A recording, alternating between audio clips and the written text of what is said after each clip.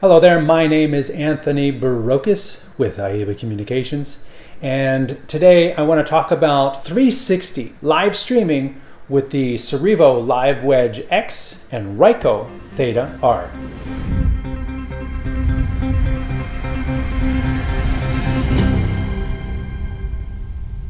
Now, I've talked about live streaming many times using many different tools, but there's a whole other area of live streaming which is 360 live streaming, where people can move the camera around and look at whatever they want to look at, whether it be a concert or a big event where people want to take a look around and look at this vendor, look at that vendor, and see what all is going on.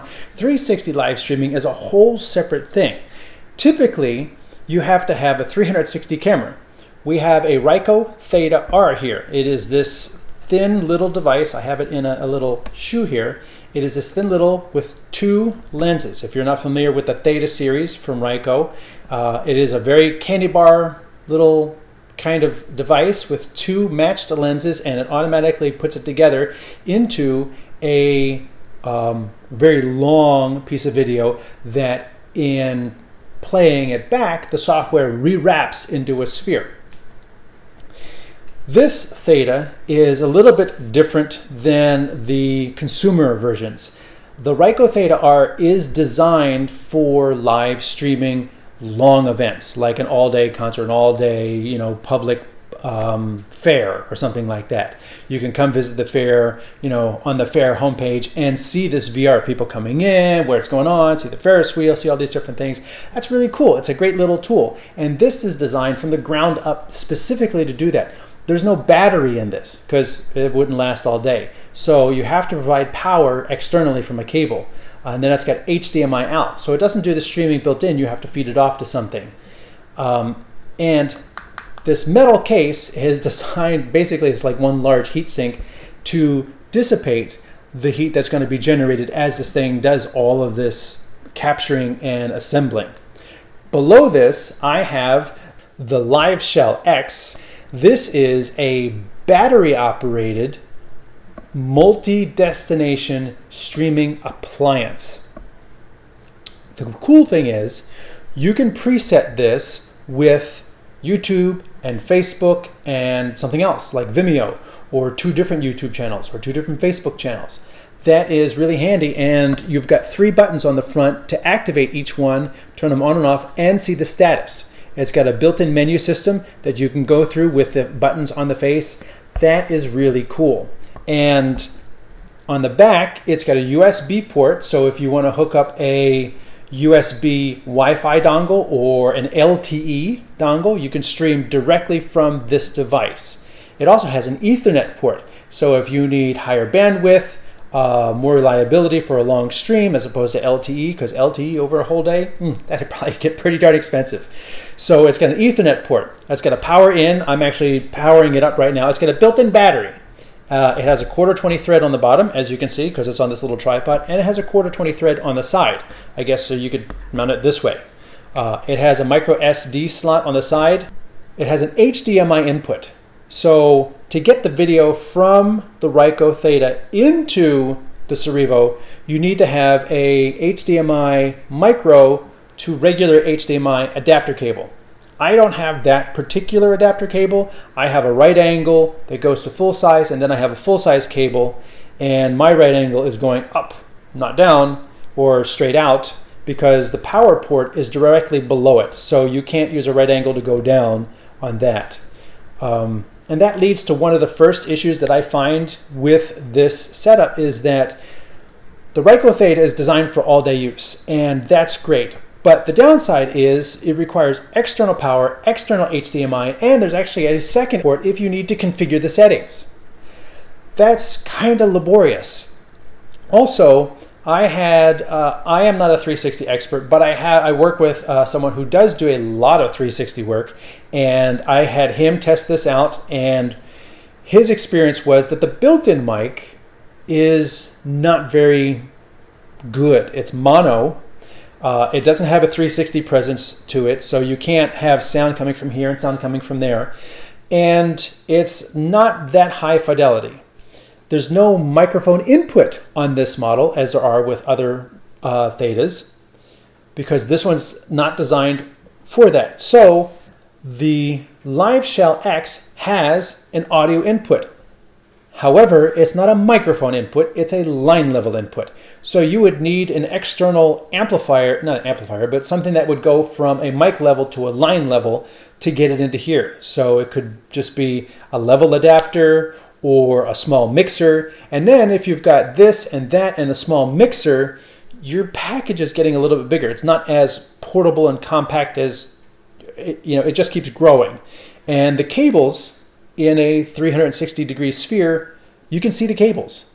So if you put the Theta up on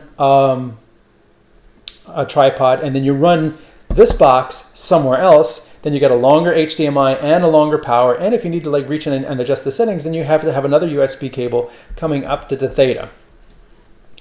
If you put them together, which was kind of like my concept, is that you could have the Theta actually mount to the LiveShell and put these both somewhere. And right now, the Theta is being powered by the USB of the LiveShell. That's pretty cool. On the downside is I'd have to use Ethernet then to get the signal out.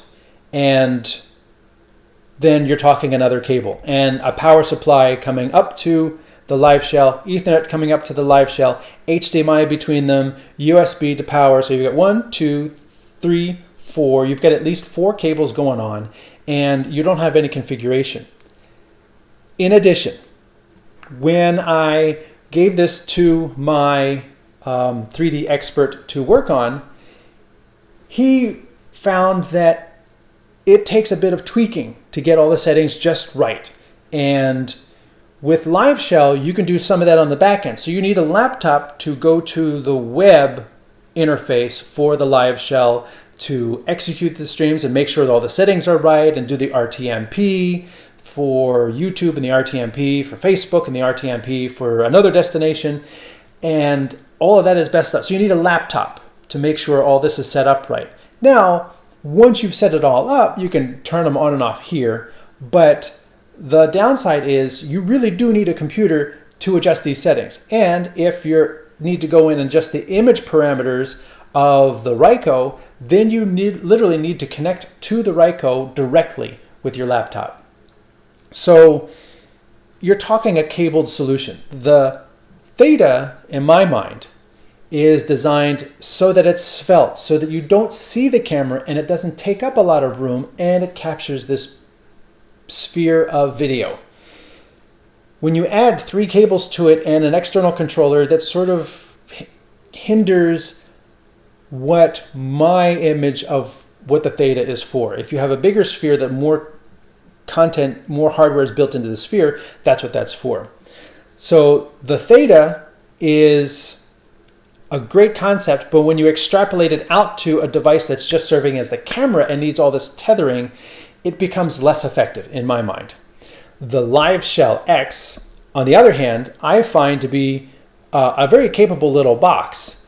I didn't really have any downsides with that, except the ability to change the input audio level has to be done, through the back end. So it's not like you can go through the menu and get to all the settings. This is good for executing. It's not good for setting up. So you're going to need a little bit of time to set it up, and then on site, tick, tick, tick, you can turn things on and execute it as long as there are no changes to what you need to do. When Mike, my 360 expert, was working with this, the image quality was pretty good. The Ricoh Theta R is the better Ricoh Theta solution. They have consumer models, and then they have higher end models like the Theta S and the R. Here is a high quality, 360 delivery solution. I would like to see, if you're going to do something like this, that the LiveShell has another 1/4-20 thread on top, so you could mount this on top, as opposed to like I just have it on the stand and it's just sitting here. The ports on this device, and let me do a quick look at the ports here. you can see there is a 1/4-20 thread on this side. There, the ports on the back are the power port, the Ethernet port, the USB port, an audio input right there, and then your HDMI in. On this side is your micro SD, and then of course if I spin this around, you have the interface on the front here. And I think the LiveShell does do a good job with the menu system. There you go. And it allows you to, get in there and adjust certain things, but, it is a 2 to 4 line, you've got audio meters on the bottom to let you know you're getting audio, but this is not the best sort of interface.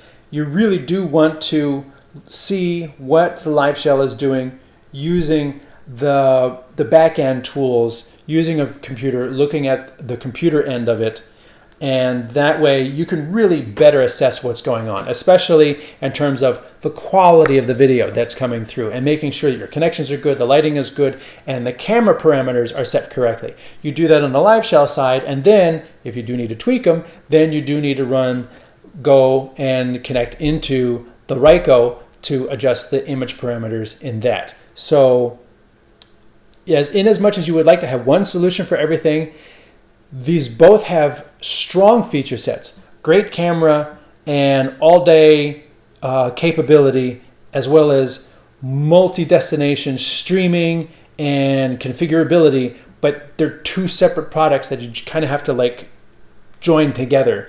And it's the joining, as you can kind of see here, it's the joining that I'm having a little issue with. Now, realistically, you could run the Ricoh into a laptop and do that, but then, you've got a laptop hanging here. So the LiveShell, being this compact little purpose-built appliance, does really give you a certain capability in terms of this is what it's for. You put it in place, and when it's set up, you just turn on your streams and you're going. So for that, I think the LiveShell is definitely a win. I think the Ricoh, being purpose-built for long streaming, all-day, multi-day events, that's really cool. I just wish there was better glue between the two units. Like if Ricoh and Cerevo got together and created a hot shoe on the bottom of the camera so that you would literally just put it down here, turn a thumb screw, and the data passed through, the power came up, the audio, you had a better, connection on top for a good stereo, at least, microphone. That would be more of what I would expect when you're trying to package two items together.